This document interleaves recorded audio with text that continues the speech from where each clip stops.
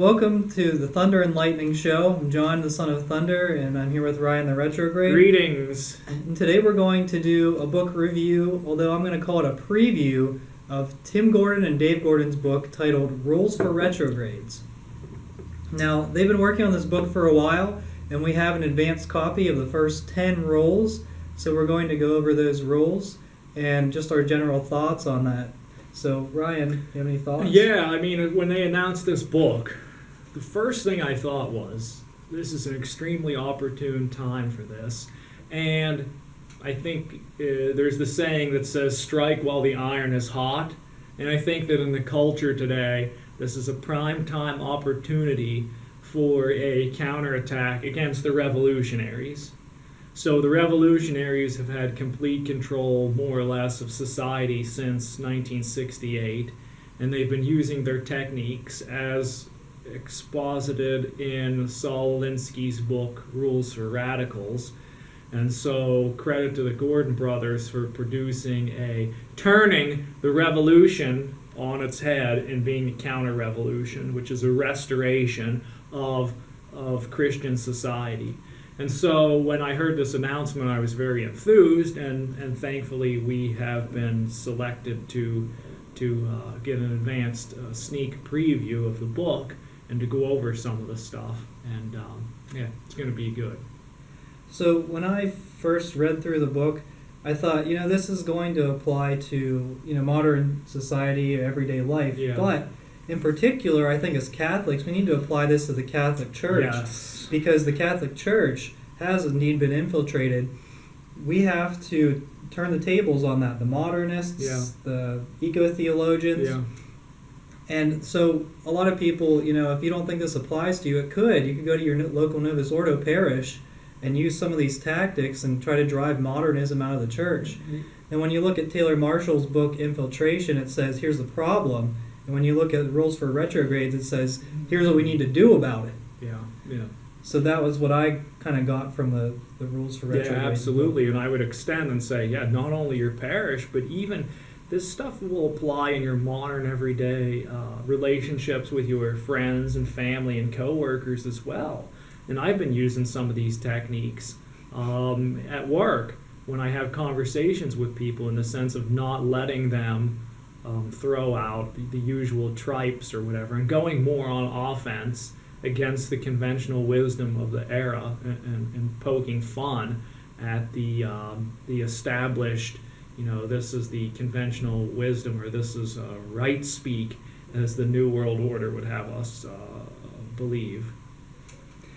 Yeah, so Rules for Retrogrades, do you have like an opinion of the book? Or? Yeah, what I can say is that my recommendation of this, I'm going to say this is an easy read, but you should, to do justice to the book and to be able to put it into action, I think you should read this. You can read through it quickly, but then go back through and study. So my recommendation is, as you read each rule, and I think at some point in time we might do additional shows about rules and discuss their application.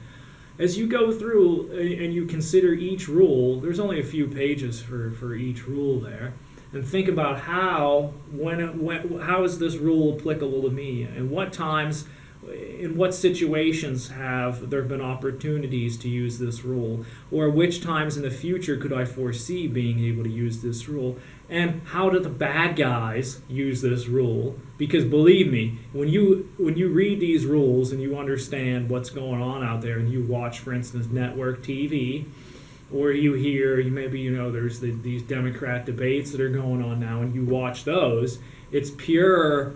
They're using pure tactics from the Saul Alinsky handbook, and if you know that, then you can cut them off at the pass immediately. You see, it's like a boxer. He's telegraphed this one punch, and you know it's coming. So you plan ahead of time, and you get him into that position where he's going to throw the punch. You see the telegraph, and you counterattack, and you hit him square and knock him out. Or maybe if it's not a knockout punch, you do significant damage to the point where now he's forced to change his tactics. You've put him on the defensive. So that's my overall, what I would say, takeaway from the advanced copy that we have. Yeah, and like for me, whenever I read the book, some of the rules, like we just had the first 10 rules, but some of the rules I said, that's, I get that. But then some other ones, it really stood out to me, and I said, this is what I've been trying to say, but Tim and Dave Gordon did a really good job of explaining it and, analyzing these rules. Yeah. And we will get into some of these later in a different show, and, you'll see later, but I think, and like Ryan mentioned, each rule is only a few pages, a pretty easy read.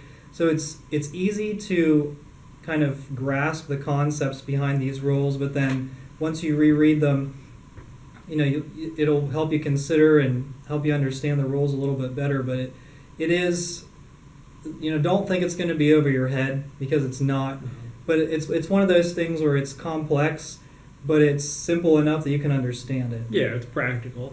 And one thing that I thought was interesting is after reading through this, I began to see one thing in the Gordons mentioned this, is that things began to change in this world with the election of Donald Trump and his winning of the Republican nomination. That's when I began to see what he's doing and how he does it.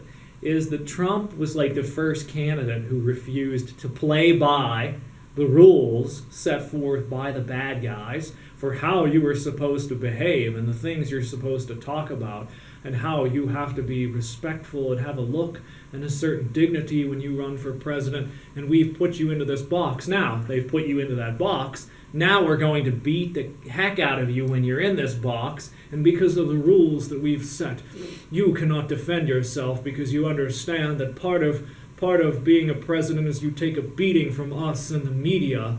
And that's the way it goes. And that Trump was the first guy who upset the apple cart and said, you know what?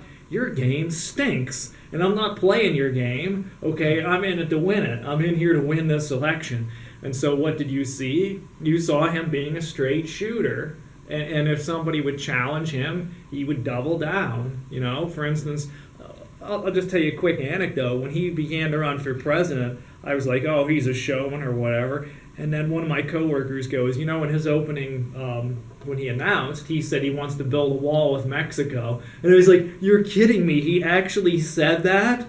And he said, and he says, yeah, and he's going to make it a full, this is part of his platform. And I said, they'll never let him get elected for president. They won't let it happen. The mainstream Republicans will not let it happen. And Trump showed how to do it, and that it could be done. And, there's many stories and many things to look at about that run-up. But seeing that, I think that was the beginning of the turn. That was kind of in the political sphere. That was the beginning of the counter-revolution in the political sphere. And there's probably been earlier counter-revolutions that have begun in various spheres. I think if you look at, for instance, Pope Benedict Summorum Pontificum, that is kind of a big strike back against the empire in the liturgical wars. Sure. And it was a counter-revolutionary coup, a strike back against the bad guys, and since then, we've seen things changing in the liturgy of the church, and what I would call like the liturgical wars, whatever you want to call them. And so, again, as you said, all these rules can be applied not only in the parish level, but also in the workplace and amongst your friends and family. So, Rules for Retrogrades is available on Amazon, I believe. I don't want to say the wrong release date. I think it's somewhere mid-March. Okay, yeah. Is it through TAN Publishers? It's either Tan or Sophia. I think it's Tan. I think it's TAN. It's Tan, because Sophia's doing the no Christian feminism. Okay, yeah. So TAN, if you order it directly from the publisher, the authors get more of a profit from that, as opposed to buying it on Amazon. Although I'm sure Tim and Dave would appreciate you purchasing it on either platform. So we would encourage you to check it out there. Let us know what you think. You'd have to read it first, but comment and discuss how certain topics that you are looking forward to hearing about. Oh yeah, by the way, it is available for pre-order now on Mhm. Amazon. I don't know if you can pre-order a tan, but look into that. Yeah, we'll have the links in the description in case you're interested, and check it out. We recommend it, and we're gonna do additional shows on it. Yep. So thanks for watching. Thank you.